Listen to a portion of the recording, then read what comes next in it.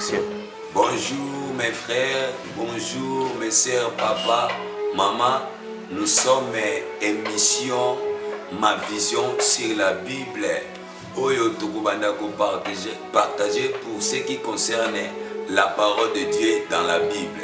Et émission na biso ya mokolo lelo tozolo bana tempo ezolo bela les vrais et les faux délivrances au sein des églises. C'est-à-dire ezaba makambo tozo vivre au sein des églises ba makambo ezoleka ya ndenge na ndenge.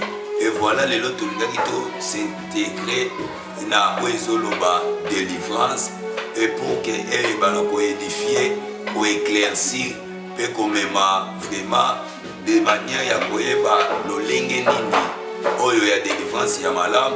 Et je pense que na intégralité ya émission na biso nous devons comprendre ba faux délivrance pe na ba vraie délivrance ou ezoleka surtout na kati ya ba église. Alors makam tolingi to partager dans quelques minutes eza yangwana.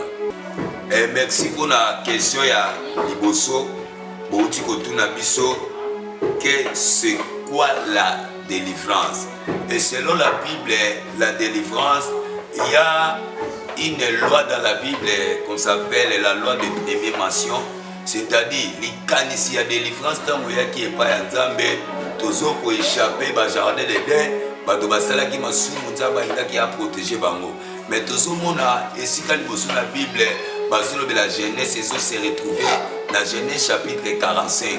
Soki tozotanga ngo okomona bazoloba ki nzambe asalaki temps ya nzala ekota ebongo akendaki kosala calcul otobenga calcul intensif de Dieu andimaki ke Joseph akende na esika oyo biloko ekoki kosunga bandeko. C'est-à-dire nzambe asalaki délivrance ezalaki nano vraiment spirituel était, mais ezalaki parce que bato baza na état de faiblesse bakoma na état ya fort. C'est pour cela même prophétie ezoloba ba obaza ba faible baloba baza makasi.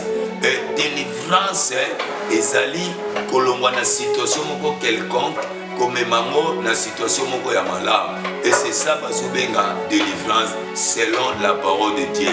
Bato bazoya na ba problème bazobima na ba solution. Bazoya na mikumba bazosonga décharger parce que le bas qui venez à moi pour tout ce qui est chargé et fatigué, je vous donnerai du repos. Délivrance ezali kanisi ya nzambe.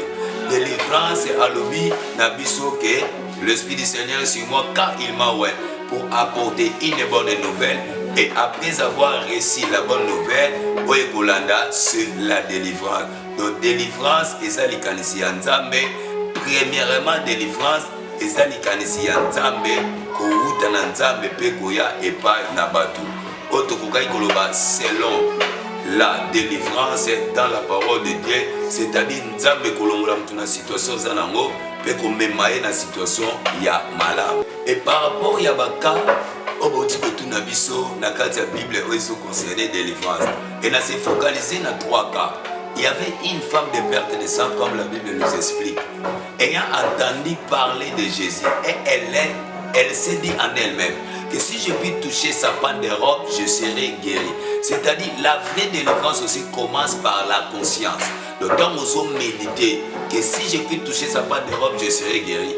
Il y a des délivrances où même basala nzambe église ebongi sur ngote mais yo oye ozyango. Exemple ya maman na biso Anne. La Bible nous dit Anne abandé koya kosambela na kata temple. Mais ce ko tangango omona ce n'était pas pendant le culte. Donc il n'y avait pas de modérateur, de chanteur, même de pasteur. Mais il y avait toujours l'église, donc le temple. C'est-à-dire ayeye moko abandi kolobana nzambe.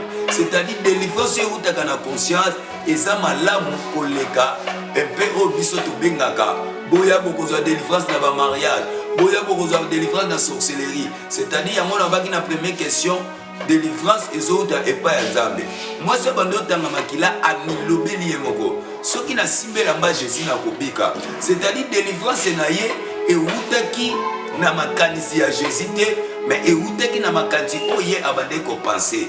La moni maman moko azalaki na compte pendant 18 ans na kati ya église.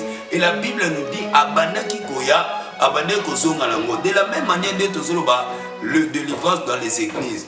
Donc il y avait aussi des battus il y a aussi des bateaux où bayaka na église azambelaka azokota ba service à ba délivrance mais azana délivrer. Le problème c'est quoi? Délivrance oyo bato bazwaki na ba Bible au mona eza na différence na oyo salama na ba église na biso parce que awa tozomona maman oyo abandaki na ekoya mais eza azozonga na konki na ye. Et pour ko chiter na question oyo Bible ezobeta lisolo ya 10 lépreux. 10 lépreux bayaki epai ya Jésus kosenga ye lobiko. Toyebi masolo wana et bakeyi basukoli na mai babiki. Mais la Bible nous dit il y avait un seul ayaki azongi na makolo ya Jésus ayebisi ye maître tokendaki 10 tosokoli na mai pe tobiki. Ndenge tobiki tala ngai oyo nazongi po naya kopesa melesi. C'est-à-dire ezalaki ezana livre ya Luc chapitre 17 verset 18 au 19 verset. Jésus a dit parole en Bible.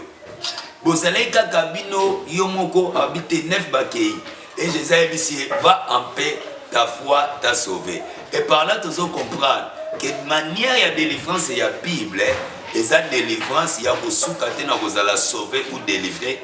Non, kozala délivrer ou guéri, mais kozala sauver. Parce que tous les lépreux ont été guéris.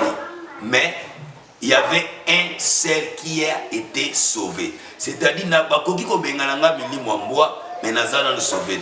Or, vraie délivrance, selon la parole de Dieu, ce n'est pas seulement être délivré ou guéri, mais être sauvé.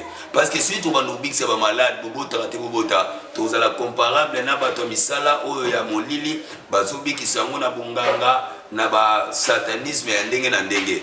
Mais en Jésus, nous n'avons pas seulement besoin d'être guéris, mais délivrance oyo komema biso tozala sauvé. C'est parmi la délivrance automoni. C'est pour cela la Bible, au moins la batumsu c'est là qui tangwa biki malamo par l'andi Jésus.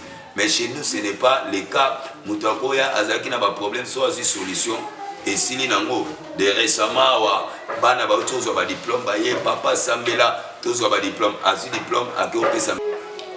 Et conseil nazo pesa c'est un peu général et aussi ba nous des serviteurs de Dieu et puis les membres des serviteurs de Dieu. C'est-à-dire délivrance ya solo eza mutu azala na Yesu kati na ye. Je suis le pasteur Brévan Tumbula, responsable de l'église Aïben Pigeon, c'est-à-dire Action évangélique de la bonne nouvelle. L'église se retrouve à Binza Pigeon, commune d'Engalema, avenue Diangenda, numéro 12. Et nos contacts, vous pouvez nous envoyer même des textos, des suggestions à l'adresse Facebook qui est intitulée Christocentrique Aïben et adresse personnelle Brévan Tumbula Pastor et notre numéro de téléphone c'est 081 73 40 626 étoile 243 89 74 100 et 26 à la fin. Nous sommes aussi sur WhatsApp, toujours même numéro. Que Dieu